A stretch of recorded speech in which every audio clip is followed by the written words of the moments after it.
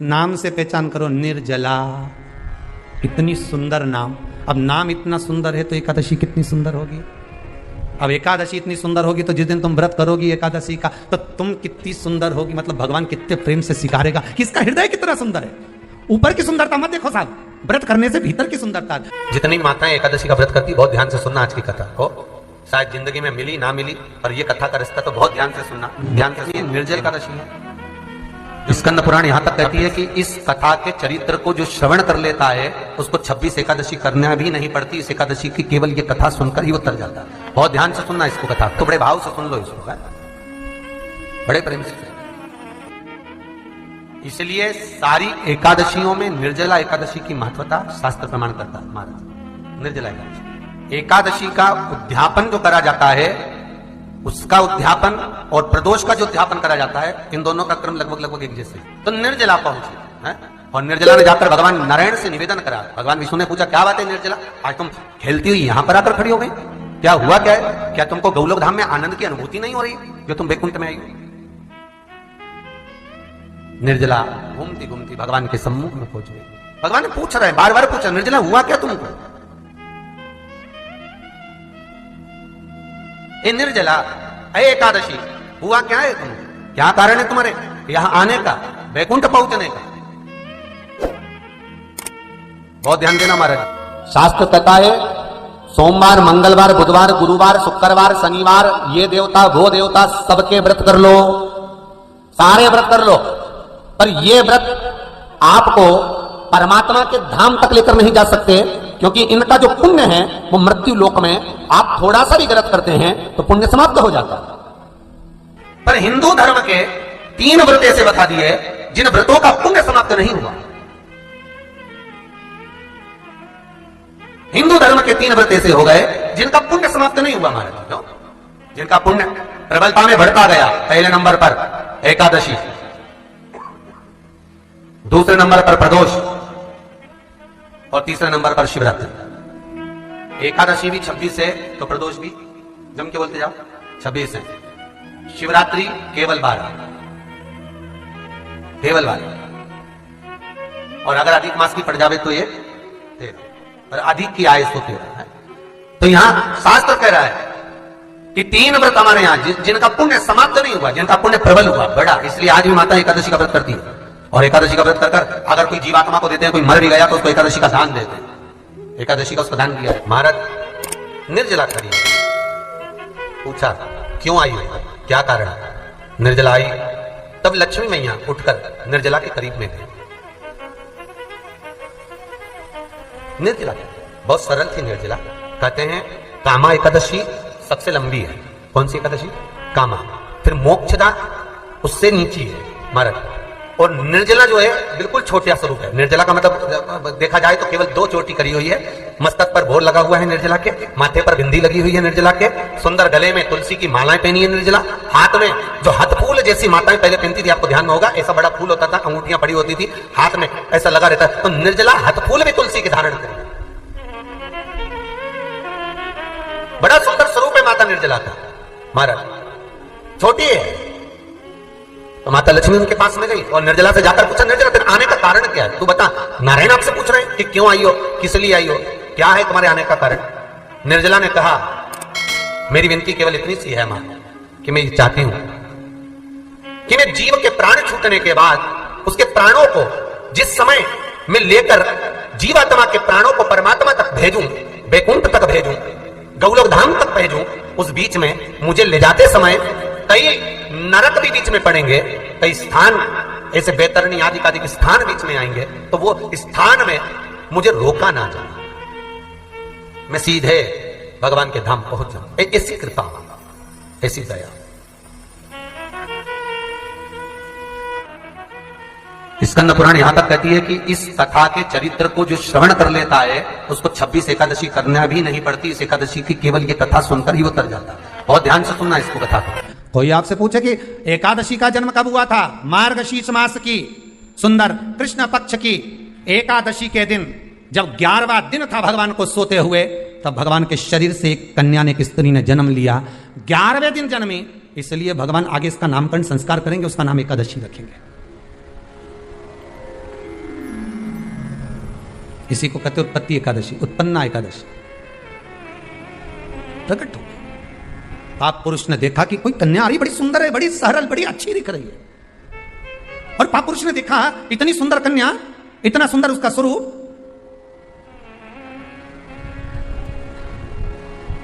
कईयों के मन में बड़ा प्रश्न होता है महाराज जी, कई माताएं बहुत प्रश्न करती हैं, कहती हैं गुरुजी क्या एकादशी का व्रत केवल वेदव्य नारी करती है?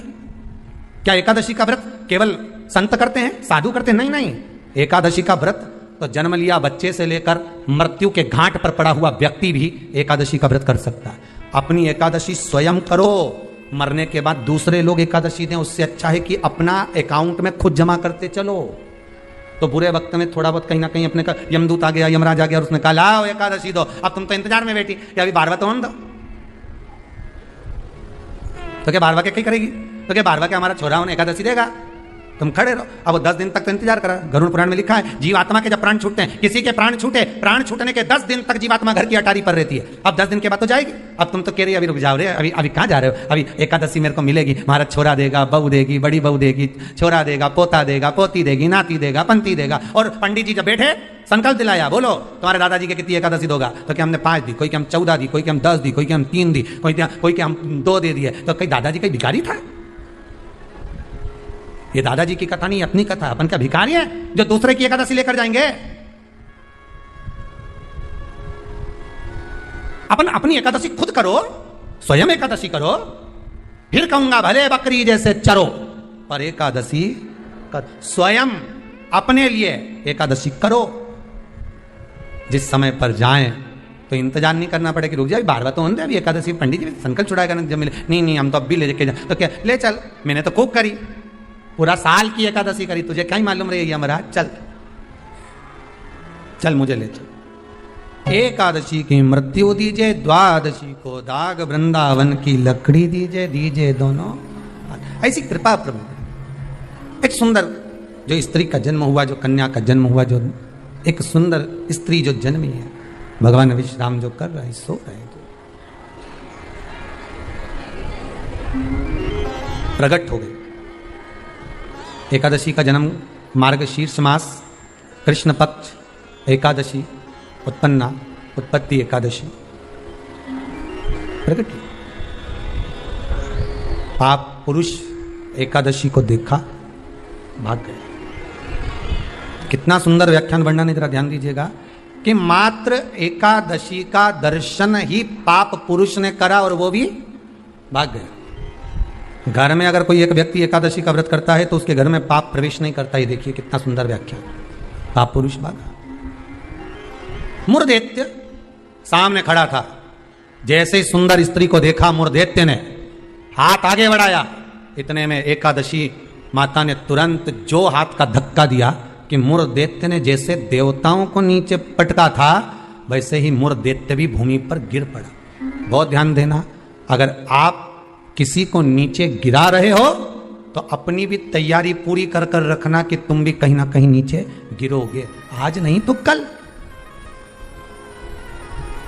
आप किसी के लिए खड्डा खोद रहे हो, तैयारी कर रखना, एक दिन आपके लिए भी तैयारी। पर में कोई सीधा है, बहुला है, बहुत सरल है, किसी के बीच में नहीं बोलता, उसके साथ अगर आप कपट करोगे तो आपको रोना तो बहुत पड़ेगा, साहब बिलखना तो पड़ेगा बहुत। अब एकादशी ने धक्का दिया, नीचे गिर गया। कहते हैं 1 वर्ष लग गया था उस मुरदैत्य को उठने में, जो धक्का एकादशी ने मारा था। कई एकादशी ऐसी रे, एक धक्का जो मारे नहीं तो अच्छा निपटी जाए। पाप कपट छल बेईमानी प्रपंच, ये तो उठे ही नहीं दादा एकादशी के दिन। ये सब दुबक के बैठ जाए, आज एकादशी है, आपने बोलना ही नहीं। ऐसे हर एकादशी पे एकादशी आ जाए तो तुम क्या बोले उसे? और फिर वो आंखों दिखाए जम के, समझ लेना एकादशी माता गुस्से में है। तो क्यों बोलने जाता हूं उसको? जो धक्का दिया उठा ही नहीं, उठा फिर आया झगड़ा करने के लिए। एकादशी ने जो पछाड़ा, कहते हैं सिर के इतने टुकड़े हो गए थे कि बीनना भी मुश्किल थे मुरदैत्य के। प्राण छूट गए। पाप पुरुष सामने आकर खड़ा हो गया। फिर आया एकादशी ने तो केवल अपने केश का एक भाग हवा में उड़ाया, इतने में तो पाप पुरुष भागा, भगवान के पास जाकर उठाया, उठो उठो प्रभु बहुत देर सो लिया, उठ जाओ जरा जल्दी उठ जाओ। भगवान बोले तू कौन है? मैं पाप पुरुष, पाप हूं मैं, तो तूने मुझे क्यों जगाया? ये एकादशी तो मुझे परेशान करके रखी है, घर घर में लोग एकादशी करे और मुझे प्रवेश नहीं करने दे। अब तुम बताओ क्या करूं?